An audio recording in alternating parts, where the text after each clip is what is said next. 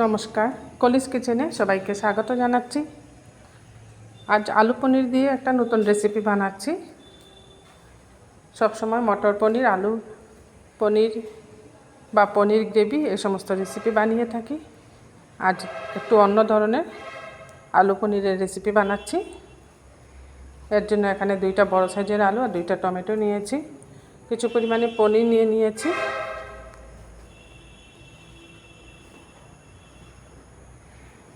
আলুটা এখানে একটু বেশি লাগবে, তাই বড় সাইজের 2টা আলু নিয়েছি আর 2টা বড় টমেটো নিয়েছি। আপনারা ইচ্ছে করলে ছোট আলু হলে 3 থেকে 4টা আলু নিয়ে নেবেন। প্রথমে টমেটো কেটে নিচ্ছি।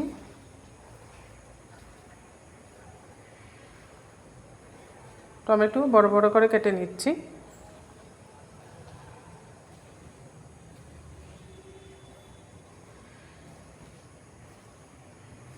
এগুলা মিহি করে কাটতে হবে না।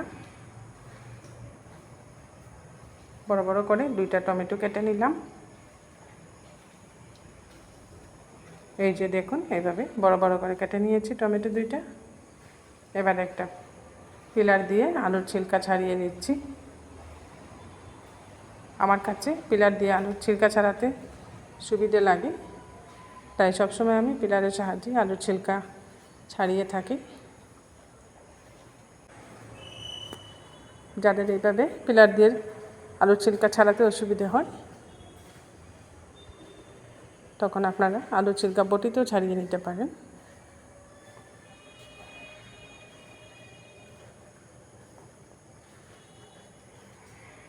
খুব ভালো করে আলুর ছিলকা ছাড়িয়ে নিলাম। 2টা আলুরই ছিলকা ছাড়িয়ে নিয়েছি।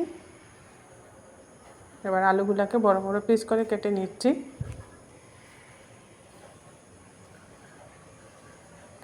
এটা সম্পূর্ণ একটা নিরামিষ রেসিপি বানাচ্ছি,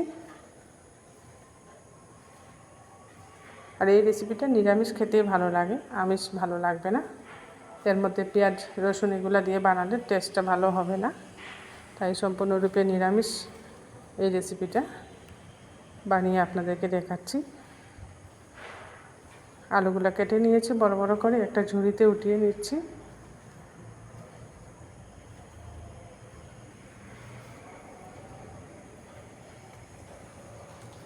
আলুগুলোকে ভালো করে ধুতে হবে, খুব ভালো করে ধুয়ে নিচ্ছি।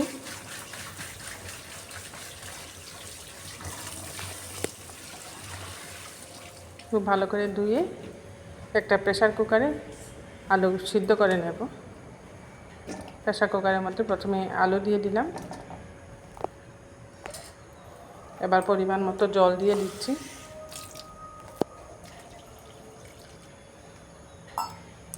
কুকারের ঢাকনাটা লাগিয়ে 2টা সিটি দিয়ে নিলেই হয়ে যাবে। একটা পেস্ট বানিয়ে নিচ্ছি এখন টমেটো দিয়ে। একটা মিক্সিং জারে নিয়ে নিলাম টমেটো। 2টা টমেটোও নিয়ে নিচ্ছি।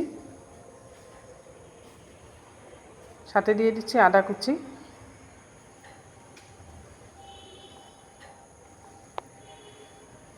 আদা কুচি দিয়ে দিলাম, সাথে একটা কাঁচা লঙ্কা দিয়ে দিচ্ছি। এটা একটা মিহি পেস্ট বানিয়ে নিয়েছি।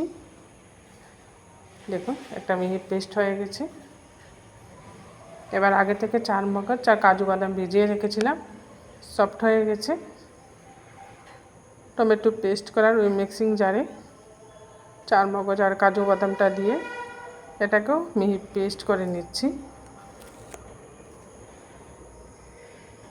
4 মগজ আর কাজু বাদামটা নিয়ে নিচ্ছি। দেখুন, এটা এইভাবে মিহি পেস্ট করে নিয়েছি।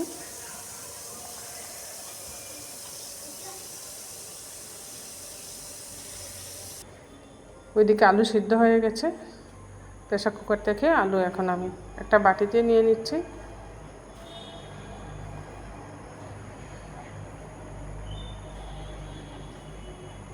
আমি আগেই বলেছি এই রেসিপির মধ্যে পনির থেকে আলুটা একটু বেশি লাগবে। আলুগুলো খুব সুন্দর সিদ্ধ হয়ে গেছে।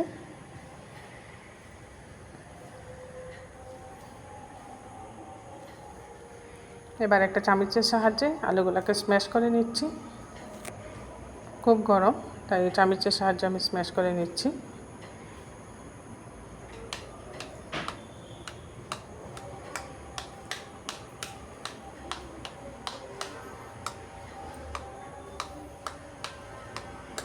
এইভাবে স্ম্যাশ করে নিলেই হবে, কোনো স্ম্যাশার দিয়ে স্ম্যাশ করতে হবে না।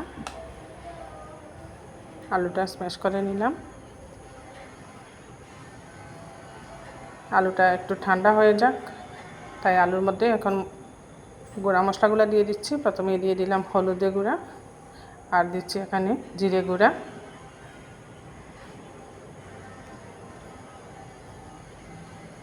এবার পনিরগুলো ক্র্যাশ করে দিয়ে দিচ্ছি আলুর মধ্যে।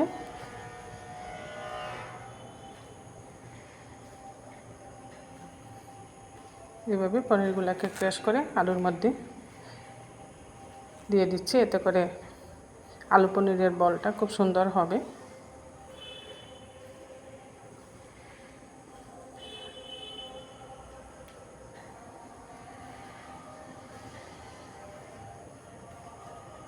এর মধ্যে আপনারা ইচ্ছা করলে কাজু বাদাম কুচি, কিশমিশ কুচি এগুলা দিতে পারেন।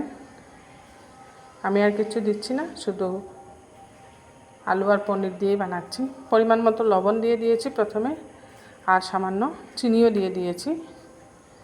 এবার দিয়ে দিচ্ছি 3 থেকে 4 চামচের মতো কর্নফ্লাওয়ার বা ময়দাও দিতে পারেন। দিয়ে খুব ভালো করে মেখে নিচ্ছি।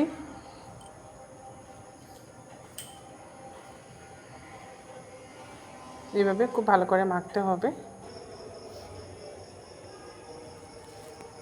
এর মধ্যে অল্প অল্প গুটলি থাকলেও কোনো অসুবিধা নেই। খুব ভালো করে পনির, আলু সব মশলা দিয়ে আমি মেখে নিলাম। দেখুন মাখাটা এইভাবে মাখতে হবে, সম্পূর্ণরূপে স্ম্যাশ না করে।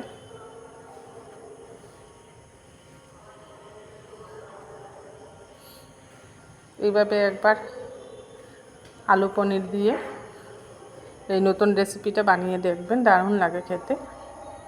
মনে হচ্ছে আর একটু কর্নফ্লাওয়ার লাগবে, তাই আরও 1 চামচের মতো কর্নফ্লাওয়ার দিয়ে দিলাম। কর্নফ্লাওয়ার এখানে আপনারা ইচ্ছা করলে কম বেশি করতে পারেন। যখন দেখবেন বলটা ঠিকঠাক হচ্ছে না, তখন আর একটু কর্নফ্লাওয়ার দিয়ে দিতে পারেন।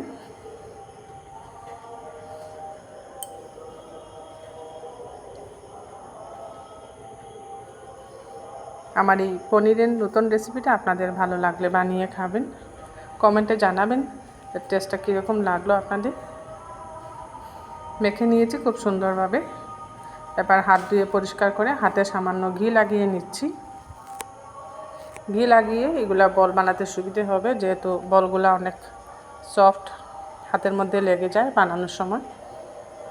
এইভাবে ঘি লাগিয়ে গোল গোল করে বল বানিয়ে নিচ্ছি।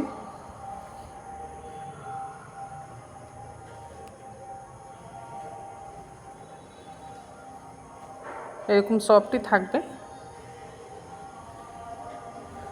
ভাজার পরও বলগুলা কিন্তু সফটই থাকবে, শক্ত হবে না।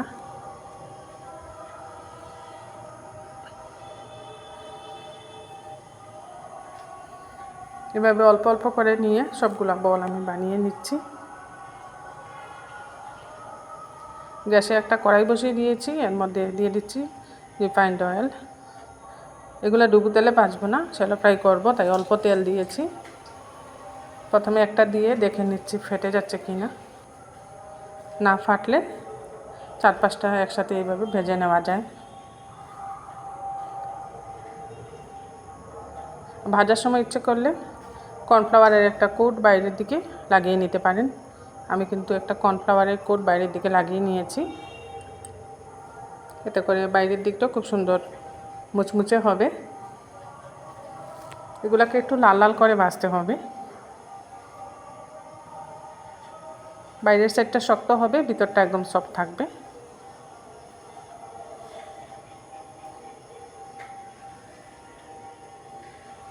দেখুন এইভাবে লাল লাল করে ভেজে নিয়েছি। এবার উঠিয়ে নিচ্ছি। খুব সুন্দর কালার হয়েছে।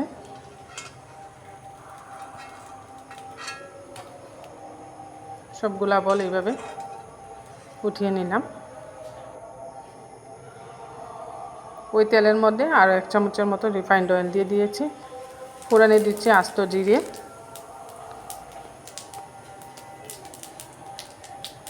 এবার যে টমেটোর পেস্টটা বানিয়ে রেখেছিলাম টমেটোর পেস্টটা দিয়ে দিলাম। টমেটোর পেস্টটা দিয়ে কিছুক্ষণ কষিয়ে নেব।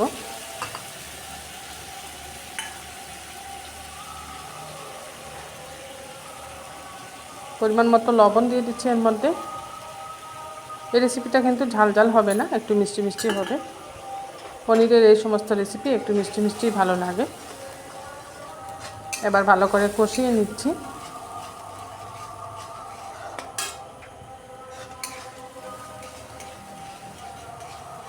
টমেটো দেওয়ার দরুন কালারটা খুব সুন্দর হয়েছে।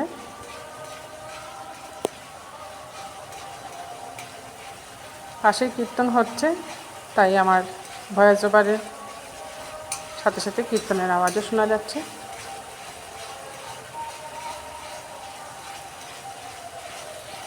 এটাকে বেশ কিছু সময় নিয়ে কষাতে হবে। এবার সামান্য চিনি দিয়ে দিলাম।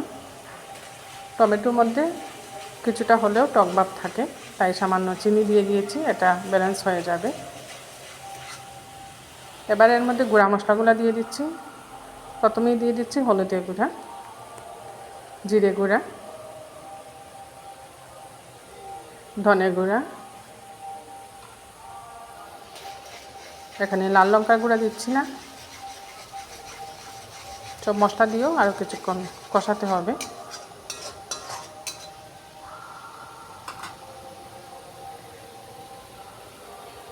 মশলা থেকে তেল ছেড়ে আসছে খুব সুন্দর। এই পর্যায়ে বেটে রাখা চারমগজ আর কাজু বাদামের পেস্টটা দিয়ে দিচ্ছি।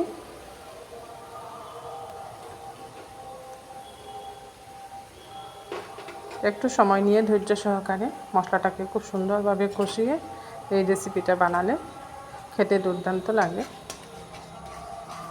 চারমগজ আর কাজু বাদামটা দিয়েও আরও কিছুক্ষণ কষাতে হবে, যাতে চারমগজ কাজু বাদাম এগুলার কাঁচা গন্ধ না থাকে।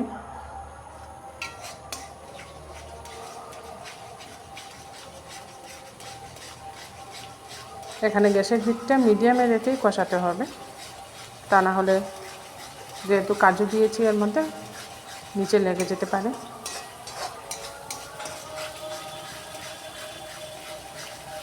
খুব ভালো করে কষিয়ে নিচ্ছি।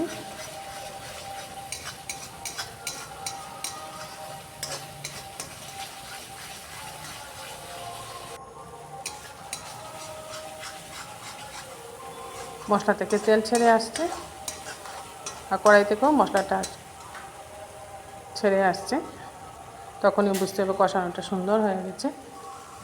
এখানে ছোটো বাটি 1 বাটি রুম টেম্পারেচারে রাখা দুধ দিয়ে দিলাম। এই রেসিপির মধ্যে কিন্তু আমি দই ব্যবহার করি নাই, দুধ দিয়ে দিয়েছি এখানে। দুধটা দিয়ে এইভাবে রেসিপিটা বানালে এর টেস্টটা সম্পূর্ণ আলাদা হবে। দুধটা দিয়েও আরও কিছুক্ষণ কষিয়ে নিচ্ছি। আপনাদের ঘরে ক্রিম থাকলে ক্রিমও দিতে পারেন এর মধ্যে।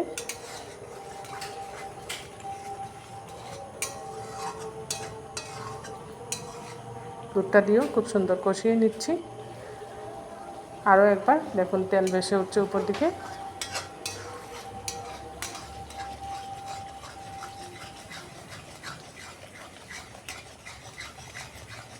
প্রায় 5 থেকে 6 মিনিট হবে আমি এইভাবে কষাচ্ছি।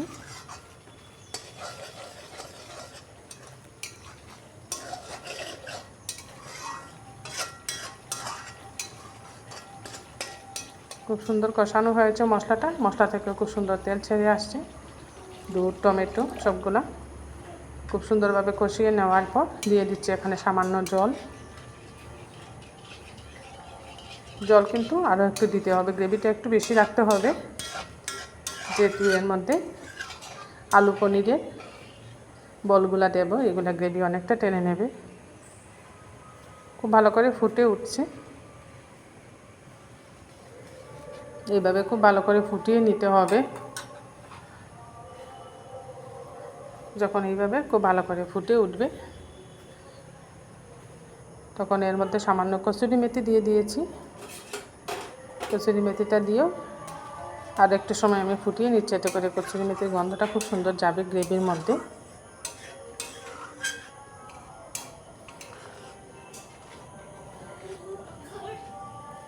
এই রেসিপিটা যেদিন বানাবেন দেখবেন ঘরের সবাই চেয়ে চেয়ে খাবে, খুব সুস্বাদু হয় রেসিপিটা। 3-4টা চেরা কাঁচা লঙ্কা দিয়ে দিয়েছি। কাঁচা লঙ্কাটা লাস্টের দিকে দিয়েছি তাই ঝাল হবে না।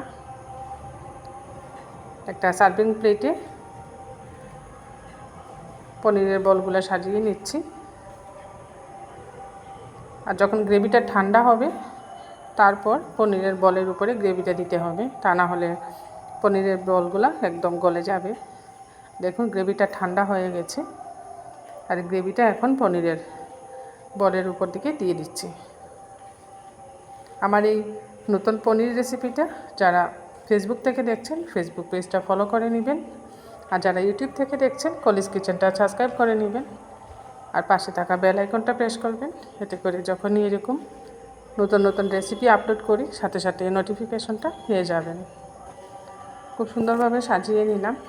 আমার এই রেসিপিটা আপনাদের ভালো লাগলে একটা লাইক করে দিবেন, অবশ্যই সবার সাথে শেয়ার করবেন।